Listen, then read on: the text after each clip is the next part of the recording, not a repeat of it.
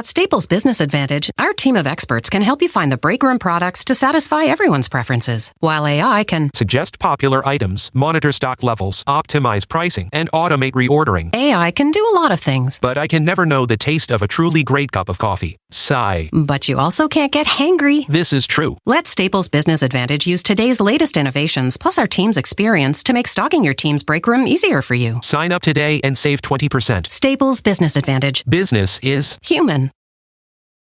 I never did anything to harm my daughter or my granddaughter. The test is about to begin. Please remain still. Oh, man. Casey Anthony's Parents, the lie detector test. Watch now, only on A&E. And watch next day on the A&E app. For exclusive podcasts and more, sign up at patreon.com/partnersincrimemedia. I'm Rebecca Lavoie, and this is Crime Writers On.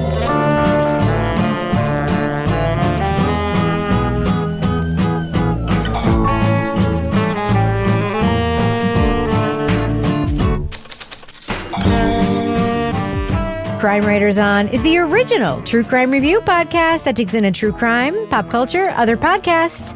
And on this episode, Kate Wyler is appointed ambassador to the UK, just as English sailors are killed in a sneak attack.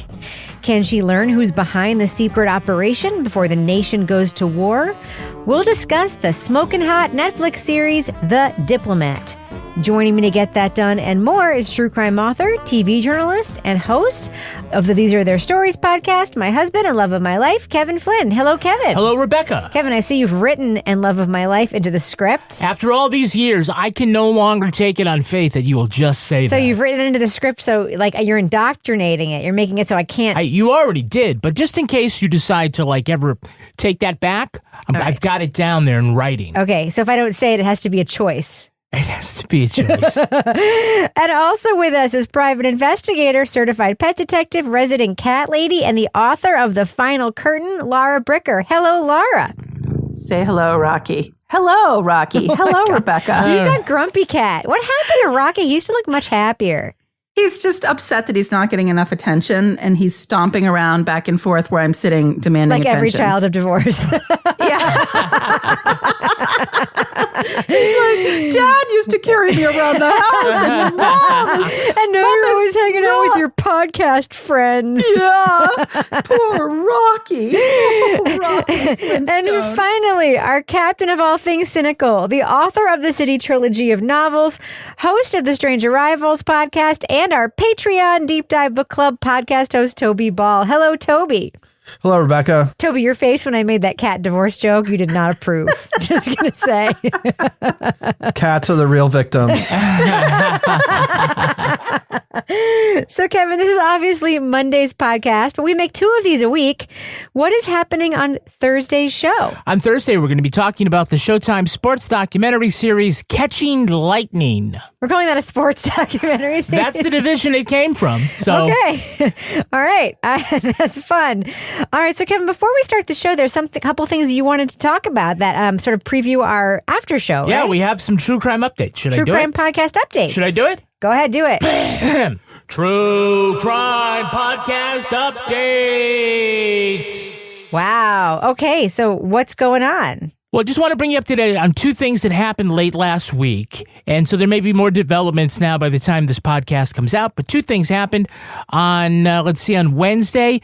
They had the parole hearing for Leo Schofield from Bone Valley.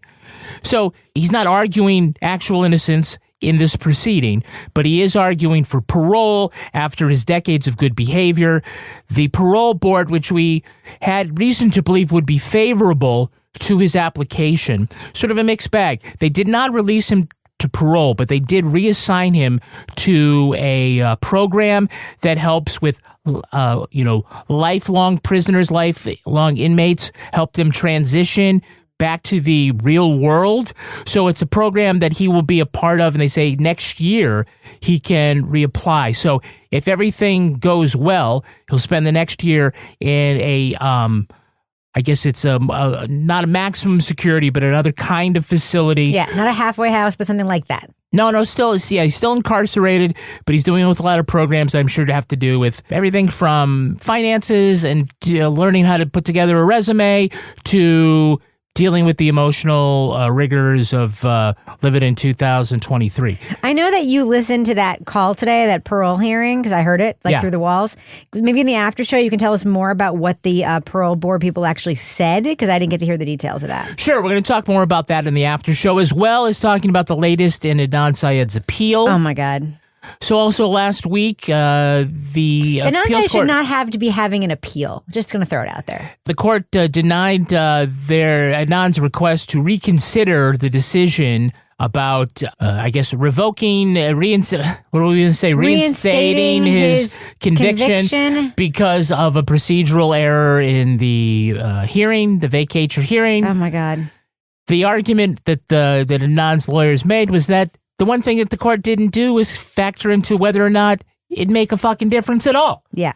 So if the error, would the outcome be the same if the error hadn't occurred? The answer is obviously no. Adnan would still have been released, but now this stays alive. So we're going to talk about what happens in both these cases a little more in the after show. All right. Okay, so I'm really super looking forward to, after having a real tough week, the thing we're going to be talking about tonight. So can we just get to it? You go ahead and do it. I'm not doing it.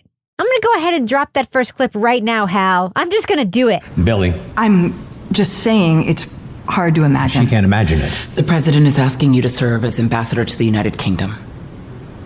We have a plane waiting. We'd like you to get on it. It is an honor and a privilege. That's more like it. Career staffer Kate Wyler gets a surprise appointment to be U.S. ambassador to the UK during a moment of crisis. A sneak attack on a British ship has left dozens of sailors dead, but Kate is unconvinced Iran is behind the assault. The President of the United States can't stand next to a prime minister who has just hawked up an Islamophobic war whoop. He has to walk it back. Ambassador number 10 will walk back nothing. Nothing. Kate is unable to rein in her husband, a former ambassador known for his diplomatic connections and for going rogue. While she works to temper the prime minister's belligerent rhetoric, Kate learns the real reason she's been given the post. It's an audition to replace the politically disgraced vice president. You're not cut out for campaigning, clearly, but governing is something that you have managed to pull off under live artillery fire, which is not unlike a chat with the U.S. Congress.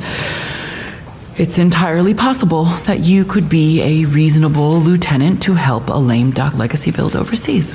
Keri Russell stars in Netflix's trending drama series, The Diplomat. Kate must employ her skills as a former Foreign Service staffer to work with her British counterparts and avert a war.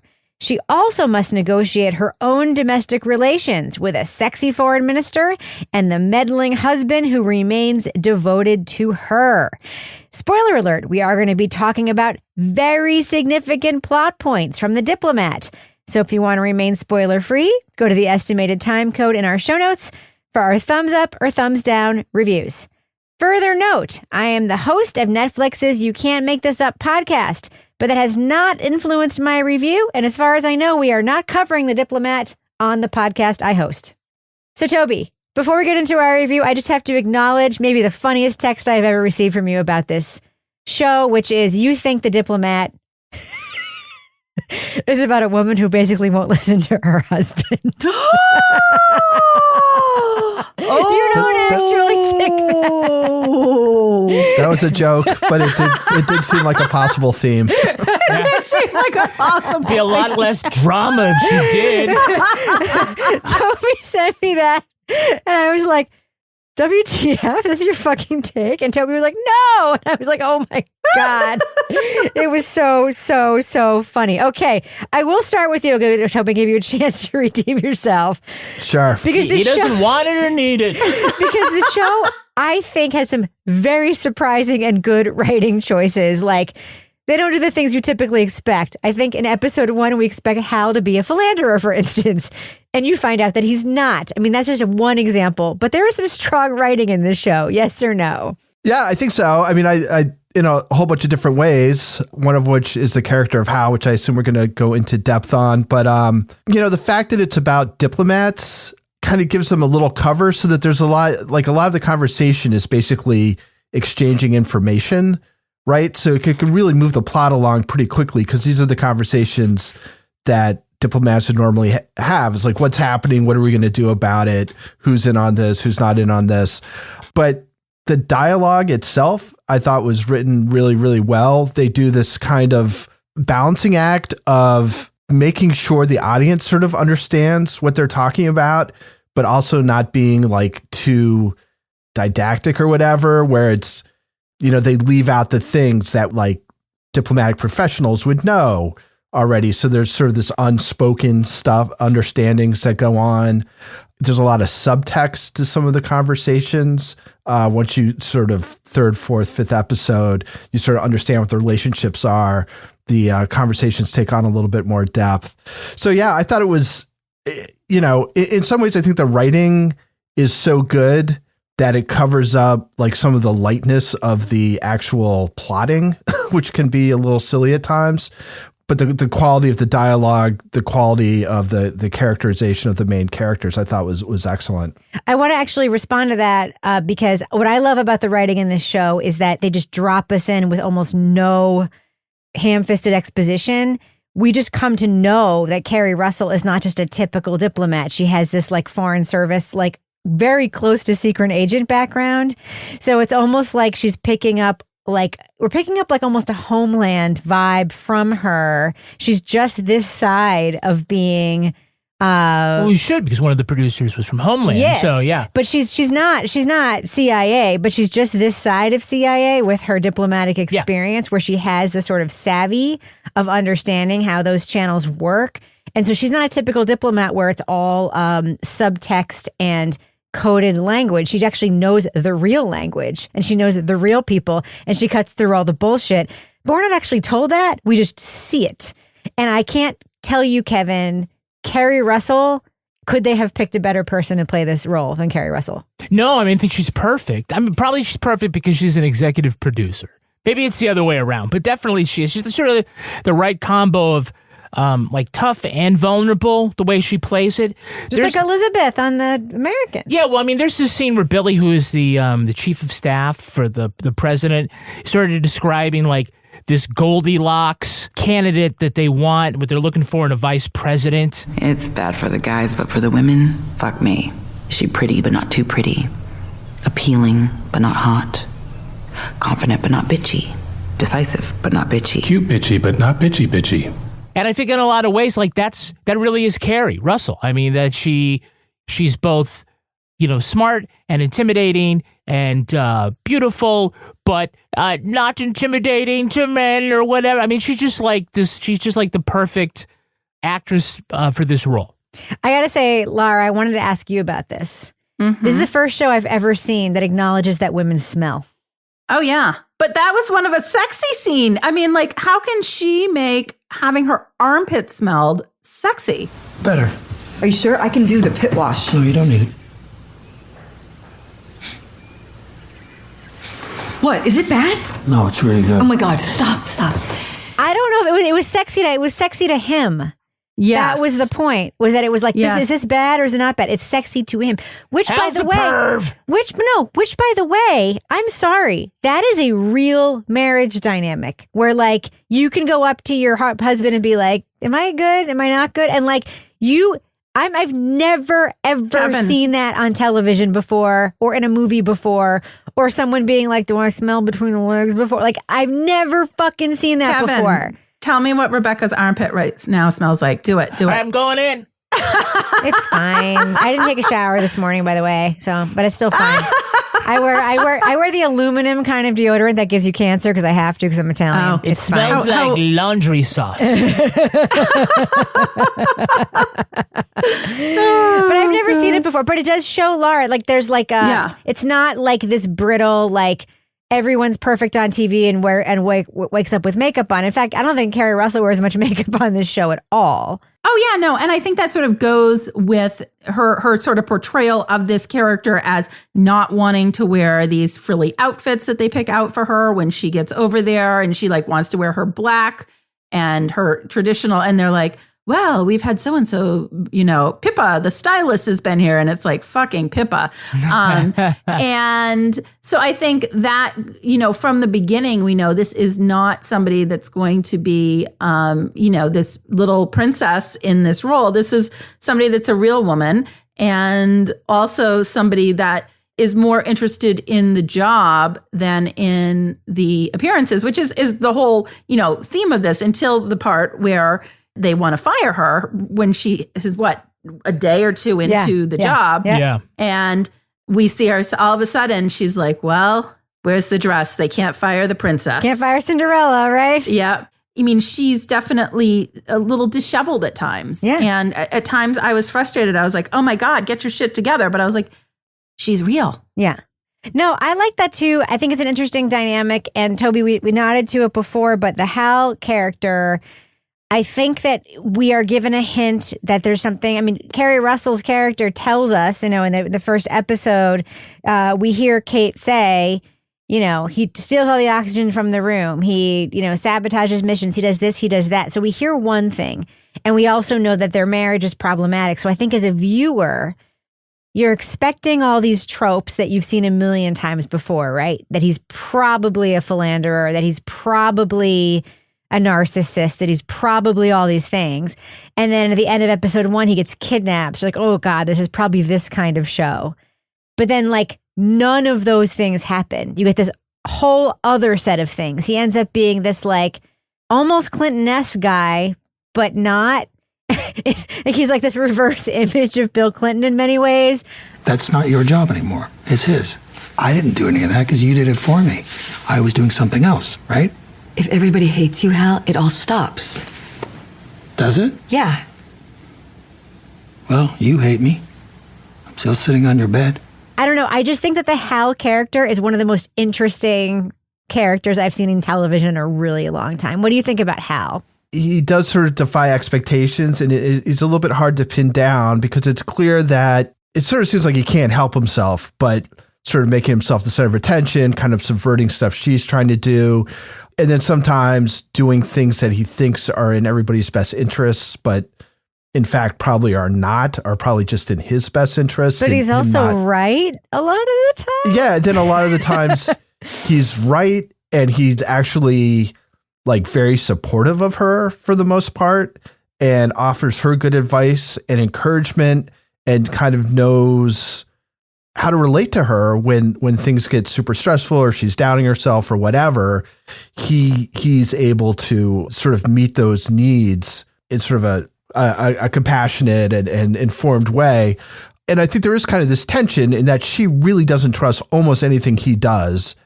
And sometimes you're wondering, okay, is she just paranoid about this? Yes. I mean, this kind of seems like what else is he supposed to do? She sort of expects him to philander, if that is how you would put it. But he's got some certain physical problems that keep him from actually. Well, she says that's the one thing she knows he won't do. Right. But she's expecting him to philander intellectually and to betray her in the world stage. And I think we as viewers expect that too, because she expects it, but that's actually not what he's doing. Well, she's looking for a reason, like a legit reason to get rid of him. Yes. Right? Other than, the fact that she doesn't trust him, right? And there's an interesting sort of, I don't know if it was a throwaway line, but it really resonated with me because I spent all this trying to figure out the Hal character. Because you're right, we're kind of told that you don't know him till you know him, and then you know, or whatever the line was. Because he does come off as, being supportive, yet being his own worst enemy because he feels like he needs to be involved either directly or indirectly, right? But when they have that scene where he goes into the pond with Dennison's sister and he ends up, reporting back to Kate, what happened, he made a line about how the woman touched his penis, but basically said something like, nothing happens unless you're the one that touches it, right? So now he's not just saying I can only get it up for you. It kind of said something emotional in that as well. So I don't know. It's gathering intel at the same time. It is. I think you're right because Kate is a good character and you're right. Somebody give her a comb for fuck's sake. And some shampoo. And some shampoo and some deodorant, I guess. Listen, we accept poorly and a Tide. How about a Tide stain stick for when she drops yogurt on her pants? We accept poorly groomed male characters all the fucking time. Right. We do. I have a question. They do a great job with that, but just let me say, they do a great job with that, but you're like, what is the deal with Hal? But how much of it is because it's Rufus Sewell playing him? I don't know. Because we're used to seeing him as villains. Yes. We see him as villains in every fucking thing. Whoever does Hal has to be charming. Yeah. Because we have to like him, because otherwise it's like, well, fuck this guy. Let it just, kick him to the curb. Yeah. But he plays a villain in every fucking thing we see him in. Played a Nazi, for crying out loud. But he does. But I think what comes through is that even though their marriage has issues, even though he's still doing things behind the scenes, the partnership of the two of them working together in diplomacy previously really comes through in a way that you recognize that together they're a pretty good unit when they're working together, despite all of his issues and her insecurities about stepping forward and being the one who's out front instead of him being the one who's out front for this time. You know who also is a good unit, works together? Who? The four of us when we put our stuff out on Patreon. Oh, what an amazing transition to the business section, Kevin. When you go to patreon.com/partnersincrimemedia, you can sign up for all sorts of great things, including the Crime Writers on After Show. Like we said, we're going to do a little more of our own discussion, our own thoughts about what happened last week with Leo Schofield and Adnan Syed. Also, there's things coming up. Toby's going to be recording his next episode on Wednesday of the Deep Dive Book Club podcast. The book is called Motor Spirit. It's about the Zodiac killer and the hunt for who he might really be. And you got some superstars joining you on the podcast, right? I do. I've got Rebecca, I've got Janet Varney, and I've got Jillian Pensavalli. Amazing. Wow. And just so people know, it's at a special time. It's 4 p.m. Eastern Standard Time this Wednesday, the 10th. Yep. Toby asked today for people to send him 2-sentence bio, so I sent Jillian's for him. Gets the work done, wears black. That's it. Sums it up. The reality is that anybody who's listening to the deep dive knows who Jillian is. That's right. Yeah. Yes. It feels They also stupid know to that have your to. intros go on for a paragraph. I know. I've stopped doing that. I'm down to like one sentence per person, unless they're brand new and nobody knows that. Yeah. No one needs I it. know. Everyone's there already. I know. We know who everybody is. Like, they're already listening to the podcast, Toby. Yeah. That's true. Well, yeah, they're going to be super short from now on. Yeah. So if Kate and Hal had a podcast, it would be called Married with Podcast, or maybe Married with Ambassadorships. I love Hal. I'd marry Hal in 4 fucking seconds. Yeah. He's pretty hot. You got to divorce me in 3, though. Huh? You know, well, keep going. Sorry. All right. Well, speaking of divorce, on the latest Married with Podcast, Rebecca and I answered a question from Jennifer, who is interested in using a divorce coach. Sounds like a great idea to me. Yeah, hadn't heard of this, did a little research. We have some advice for her. So if you sign up right now at the Let's Do What We Do level. Yeah, we do. You can get ad-free episodes of Crime Writers on and get them early as soon as they're done. As soon as we hit save on the file, we send them right out to you. No waiting for the morning. You get them early, yeah. Like I put out tonight's Wednesday when we're taping this. Tomorrow's podcast Thursday is already out. Yeah, so if you're on Patreon, it's already out. So you can already be angry with Rebecca's voice or Toby's thumbs down. You can or already be Laura's raging about my cackle. Be the first to rage about Rebecca's cackle. All that's available at patreon.com/partnersincrimemedia. At Staples Business Advantage, our team of experts can help you find the break room products to satisfy everyone's preferences, while AI can Suggest popular items, monitor stock levels, optimize pricing, and automate reordering. AI can do a lot of things. But I can never know the taste of a truly great cup of coffee. Sigh. But you also can't get hangry. This is true. Let Staples Business Advantage use today's latest innovations, plus our team's experience, to make stocking your team's break room easier for you. Sign up today and save 20%. Staples Business Advantage. Business is human. I never did anything to harm my daughter or my granddaughter. The test is about to begin. Please remain still. Casey Anthony's Parents, the lie detector test. Watch now only on A&E, and watch next day on the A&E app. Luxury is meant to be livable. Discover the new leather collection at Ashley with premium quality leather sofas, recliners, and more, all built to last. No matter how many spills, scuffs, or pet-related mishaps come its way, the leather collection at Ashley is made with the durability you need for the whole family. Shop the new leather collection at Ashley and find chairs starting at $499.99 and sofas at $599.99. Ashley, for the love of home. Okay, so Toby, aside from Keri Russell's very indelicate eating of mussels in a Parisian restaurant, you think that there are some absurdist parts to this story that you say do work because of the good writing, but I'd love to hear a little bit more about some of the things about this storytelling that like you think are absurdist but may or may not work, because I know that like you're a really good writer and you like to dive into that stuff. Yeah, I don't think it's like intentionally absurd. I assume. I mean, it'd be weird if it was. But I mean, there's just some basic things like the idea that so when she's identified as being a potential vice president, like literally what she is the wife of the ambassador to Afghanistan or somewhere around there, and she does work with, you know, trying to get Afghans who collaborated with Americans out of Afghanistan.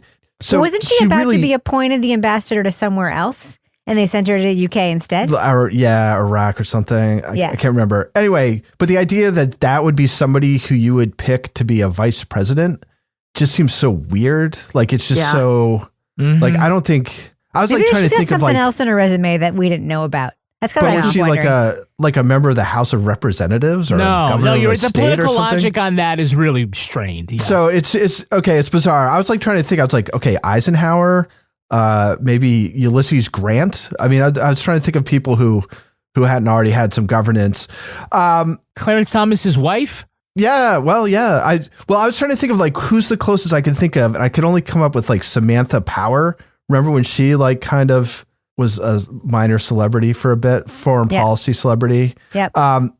Anyway, so Valerie Plame. It would be like Valerie Plame being nominated. Yeah. Exactly. That's actually a better one. Yeah. And then, you know, there's this whole thing with this sort of crotchety old Tory woman. Oh, you mean the one that caused Keri Russell to get her husband potentially murdered? Yeah. I mean, the whole thing, she kind of has this weird place, and there's like this sort of pivotal meeting at her house, which just didn't ring her Hobbit house very true to me. And you know, there's also this like sexual tension between her and the Minister of State for the UK. The UK, Austin Dennison, foreign minister. Yeah, and it's just like this seems like we're getting to Lifetime territory. Like, is it real though? That's what I wonder. Is it real? Yeah. Is it real what? Is it real for Kate? That's what I wonder. Yeah, I don't know. But the whole idea that that's even like on the table, it's like, can you imagine? I mean, it just doesn't make any sense for an ambassador to the UK from the US would have an affair with like the Minister of State.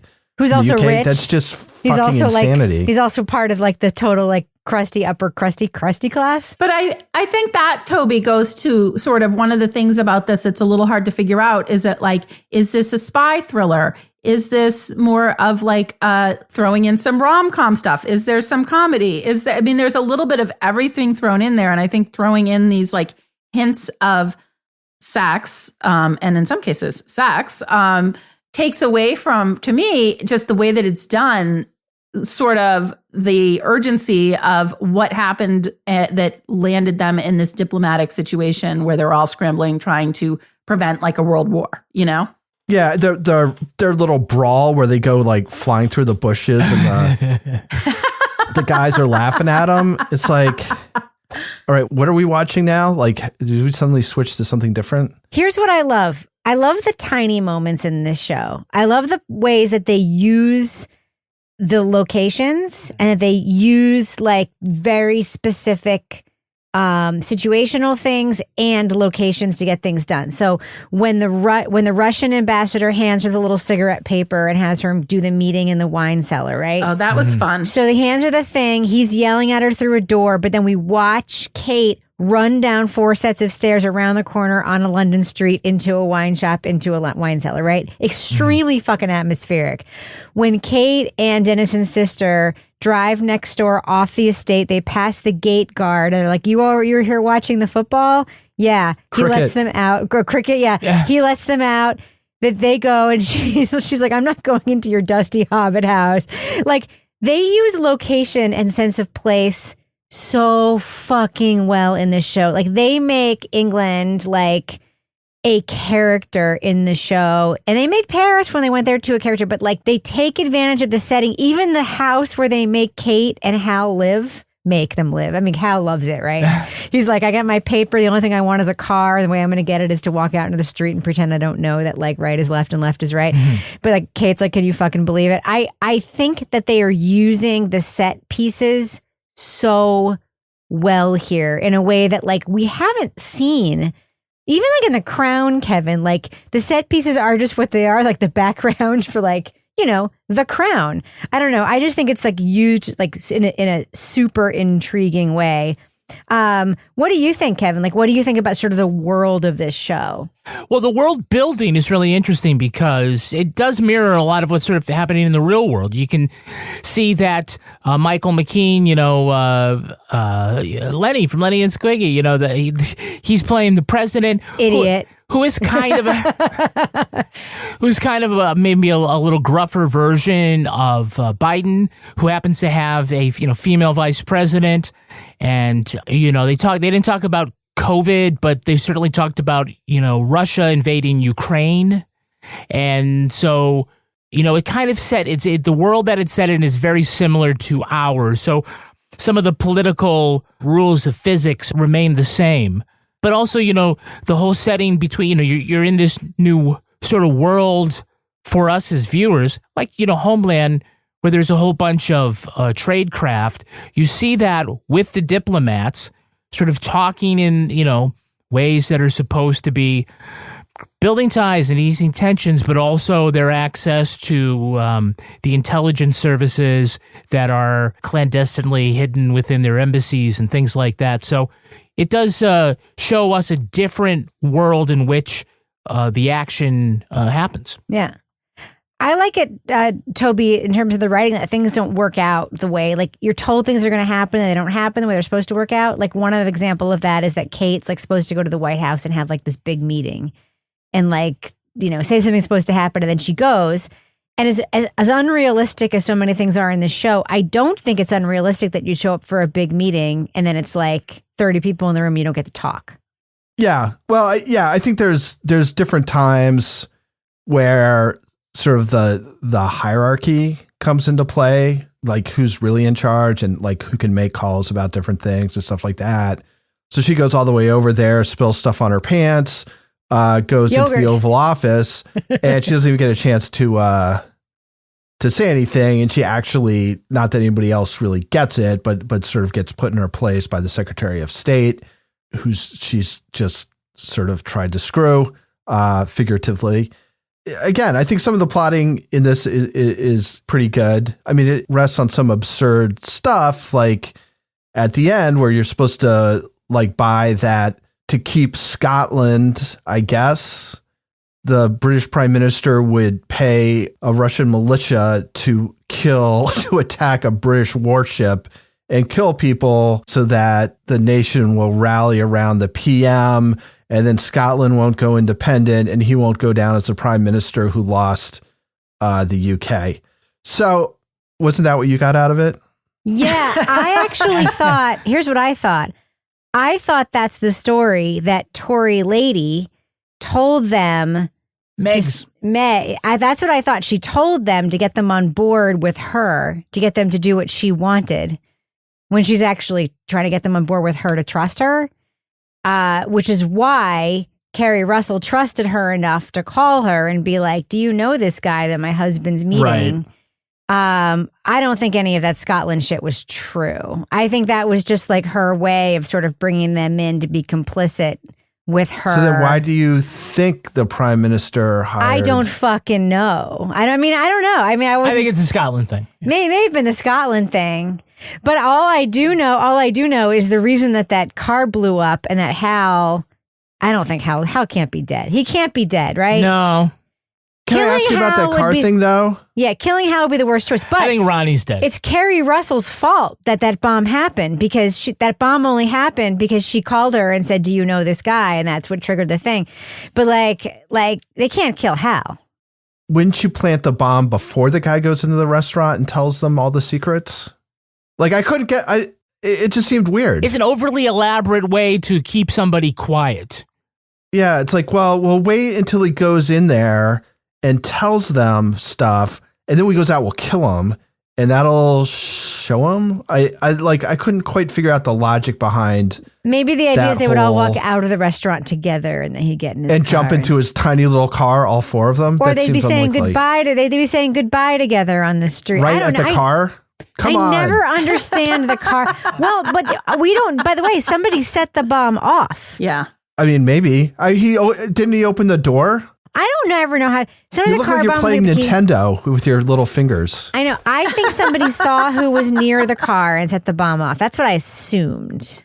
I thought he'd reached and was opening. I mean, it doesn't even matter like what the mechanism was. It's just like it seems like you're kind of doing it like on the wrong side of the meeting. It's like if you don't want the information to get up, you get them before the meeting, not afterwards. I was expecting Mr. Wyler, do you understand? I do not wish to speak to anyone from your embassy. Mr. Grove, sorry I'm late. Mr. Grove, Merritt. The ending was like I could see why they were like, yeah, this is awesome. We'll get Pink Floyd, Great Gig in the Sky, and there'll be lights, and people will be like looking worried, and nobody will know what's going on. But it's so removed from the entire way the entire rest of the series has been that to me it was just like, what is going, like, why are they doing this now? Like, why is it only at the very last like 1 minute of this entire season cliffhanger? Do they suddenly go to this like weird thing where everything's ambiguous and you don't know what the hell's going on? Like, that's not, there's been no lead up to it that's like that. I mean, it's kind of like at the end of Yellow Jackets when suddenly like people are bursting into Juliette Lewis's like hotel room with guns. It's like, what the fuck? This is what I was watching. Yeah. So Kevin, I just want to like say something to you that I was the entire time we were watching this. I kept saying, where do I know Prime Minister from? Rory Kinnear. Where do I know him from? Where do I know him from? Remember the actor? Yeah. I fucking finally figured it out. And I'll tell you where I knew him from. I don't know his face. Yeah. I know his voice. He's the audiobook reader for the Anthony Horowitz Hawthorne series. What? Oh, wow. Every time I would hear him talk, I'd be like, where do I know him from? I knew his face from shit, but it was his fucking voice. See, I remember him playing the Prime Minister in an episode of Black Mirror. Okay. I don't know if you guys ever watched that. This was the episode in which the princess was kidnapped, or a princess was kidnapped. For the pig thing. Right. Oh. And the kidnapper would release the princess if the Prime Minister would fuck a pig on live TV. What? Wait, what? Yes, that was it. Yes. And they tried everything like, oh, we're not going to do it. And all of a sudden the princess's toe shows up, in a box. And they're like, oh, we really got to do it. And so they're like, all these restrictions, no green screen. No, you can't put it. He really had. So in the end, they gave him a pill so he could do it. Wait, they had him, what? And then all of England is watching and they're laughing. And then after he's fucking the pig for a while, everyone's like really disappointed and upset. And the princess comes home. And anyway, it's just the way that I remember him being prime minister. Yes. So I have a question for you, Kevin. Yeah, I've never fucked a pig. But No. Before we do our review, yeah, what is the deal with Kate and Hal's breakfast ritual? Oh, well, I think it's kind of symbolic, actually. All right, so you want to explain to the audience like how you interpret their breakfast ritual, what it is? Like, okay, yeah, he fills a plate with food, right? And then he eats it, and she picks off of it, and that's their breakfast. He'll take a muffin specifically and put it someplace, and maybe he'll eat some of it, but she'll come by later. She's like, I don't eat, and she'll just grab a whatever. And I think it's a little symbolic of sort of the relationship where he kind of understands what she needs, and instead of just giving it to her, he like sets it up, leaves it there to to facilitate that. It's like he's leaving her scraps, but it's the scraps that she wants and that she needs. Maybe it's a little more than scraps, but I think sort of Kate's problem overall is that she doesn't have agency. She's got all these men in her life telling her the things that she can't do. Husband says, you can't divorce me. President says, you can't resign, you can't quit. The prime minister and the foreign minister are like, no, we're not going to do these very reasonable things that you say.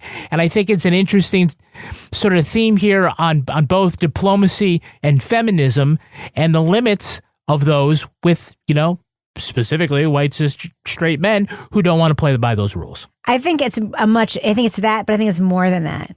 And there's something about women and food as well. Oh, okay. There's like a lot of like stuff around women and like eating and food, where there's like some like weird visual stuff about like, having a plate of food in front of you and eating it, which by the way, she breaks the norm with when she's in Paris, fucking with her elbow deep in the mussel pot when she's finally sitting there. But she also knows the time that they had breakfast together when they're both having croissants. But as opposed when they're equal again. Trying to avoid an armed conflict between Russia and NATO.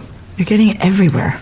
I'm not. Yes, you are. I'm getting They're everywhere. gonna fucking kick us out when they realize we're soiling the I don't place. think you should be eating shitty British croissants. You're going to be having the real deal tomorrow.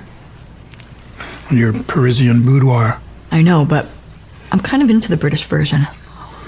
They're bready. I like it. Or the time they broke into the kitchen in the middle of the night. There's all these weird broken norms around food. But when it's like the breakfast time and it's whatever, she also doesn't like to ask for things, right? Mm-hmm. She likes to just sort of have things be there and just sort of pick up what's being laid down, right? And to sort of say like, Hal, do you want to make me? She would never say, Hal, make me a plate. She would never say like, you know what I mean? Mm-hmm. So he just sort of makes a plate and like, he doesn't make a plate for him and her, he makes a plate for him with the her stuff sort of on the side. Yep. It's a very lovely thing. It's very real, but it also sort of speaks to like how women are and food stuff is, which I fucking loved. I've never seen that before. Never. At Staples Business Advantage, nothing can top the smarts and instincts of the thousands of experts on our team. While AI excels at processing data, automating tasks, and providing insights for better decision-making. And when they're used together, They they're are far more powerful than either is alone. Whoa. I've never felt more alive. Let Staples Business Advantage use today's latest innovations, plus our team's experience to make business easier for you. Sign up today and save 20%. Staples Business Advantage. Business is human. I never did anything to harm my daughter or my granddaughter. The test is about to begin. Please remain still. Casey Anthony's Parents, the lie detector test. Watch now only on A&E, and watch next day on the A&E app. Luxury is meant to be livable. Discover the new leather collection at Ashley with premium quality leather sofas, recliners, and more, all built to last. No matter how many spills, scuffs, or pet-related mishaps come its way, the leather collection at Ashley is made with the durability you need for the whole family. Shop the new leather collection at Ashley and find chairs starting at $499.99 and sofas at $599.99. Ashley, for the love of home.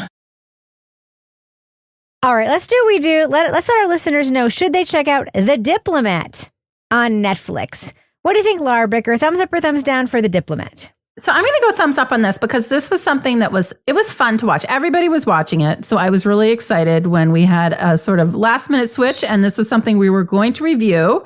It was something, for me, I sat there over the weekend and it was like a great weekend binge watch.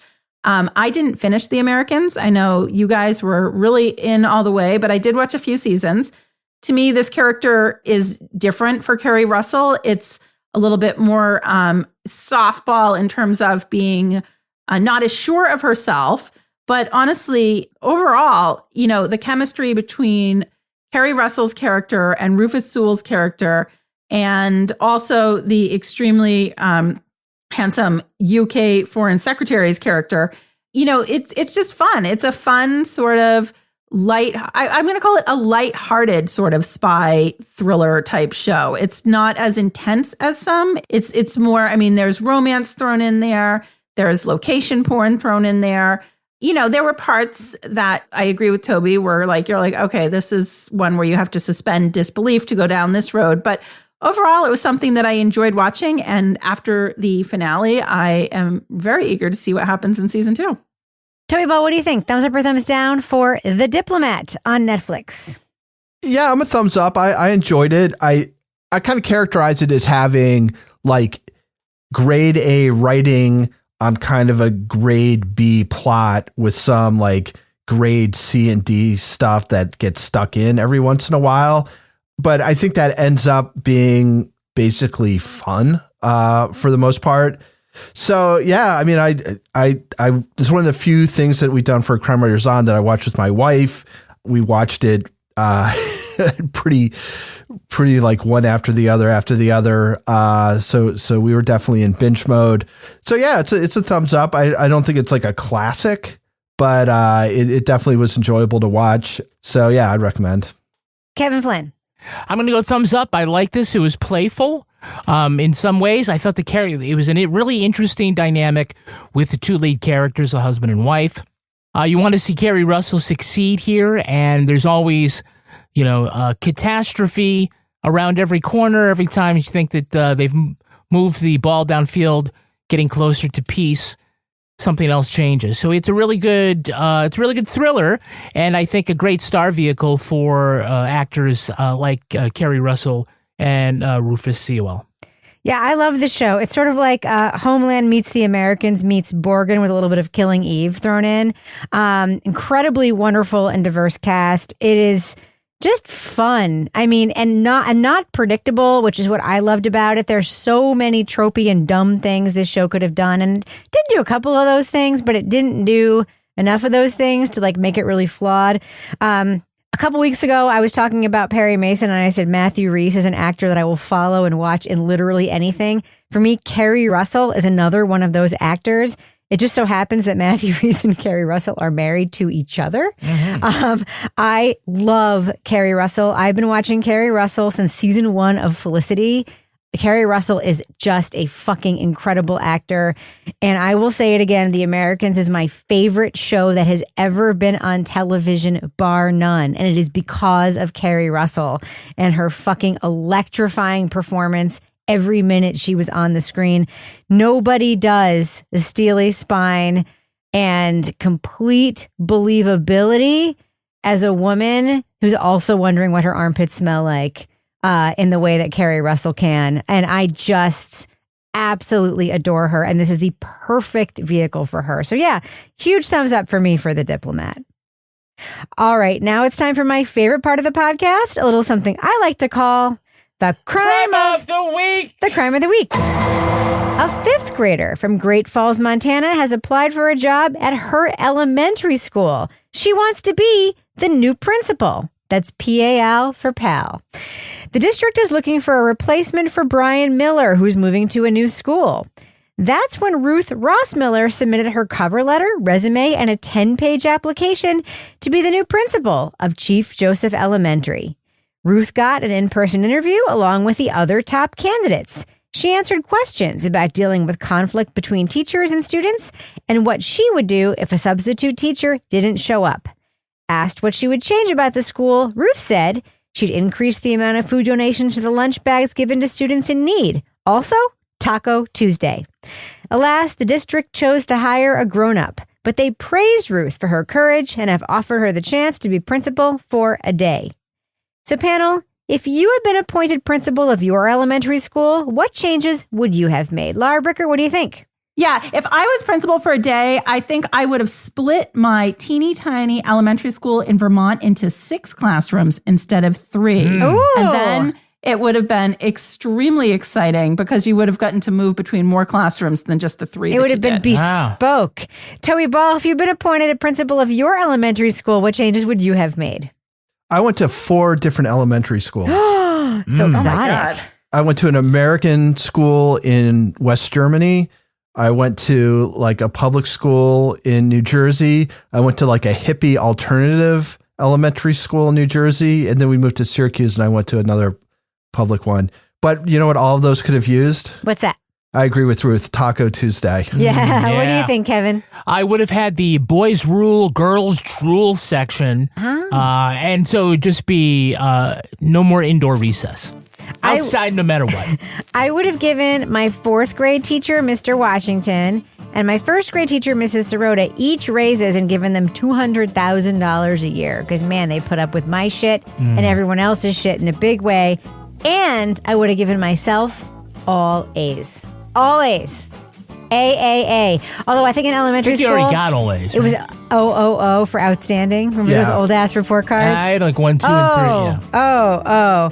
All right, that's going to do it for us. So, Laura Bricker, if folks want to reach out to you and ask you about your tiny ass Vermont school, how can they find you on social media? They can find me at Laura Bricker, and we certainly didn't have social media or even technology at that tiny ass school. We had abacuses. Toby Ball, abaci. Toby Ball, folks want to reach out to you and find out more about your hippie ass upbringing. How can they find you on social media? At Toby Ball NH. As he sits there in his tie-dye shirt. Kevin Flynn, what about you? How can you be found? I'm still at Kevin P. Flynn for some reason. And if you want to follow me on Twitter or Instagram, you can find me at Reb Lavoie. Follow the show on social media at Crime Writers On, and I encourage you to join our incredible community and our truly wonderful and supportive Crime Writers On Facebook discussion group. Go to Facebook, find Crime Writers On. We have a page there. Hit join the group. Support the show at patreon.com/Partners in Crime Media. You're helping us do our work when you join Patreon, and you'll get tons of free stuff when you join us there. Our theme song was composed and performed by Ty Gibbons. Our line editor is the wonderful Olivia Burdett. The executive producer of this program is Kevin P. Flynn. This show was recorded in the Treehouse Yoga Studio above the Mockingbird Cafe in Bay St. Louis, Mississippi studio, otherwise known as Studio C, the closet in our New Hampshire basement, where we also determine our suitability for formal events by sniffing each other's armpits. On behalf of all the crime writers, thanks so much for listening. We will catch you later. 2 things. Last week, look at that fucking cat just walking by I just saw cat ass on the... Yeah. Okay. Latchkey cat. Latchkey cat. All right. Take that outtake and I'll do this again.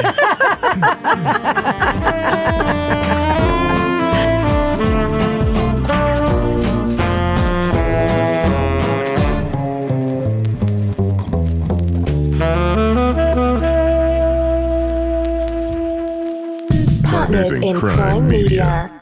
At Staples Business Advantage, our experts can help you find furniture that fits any design and budget, while AI can recommend products based on preferences, generate 3D models for visualization, and optimize space planning for office furniture. Take advantage of our team's eye for style and design. And my eye for, wait, I have no eyes. Only algorithms. At Staples Business Advantage, furnishing your office is easy. And with the best warranty in the business, we're committed to you now and down the road. Sign up today and save 20%. Staples Business Advantage. Business is human.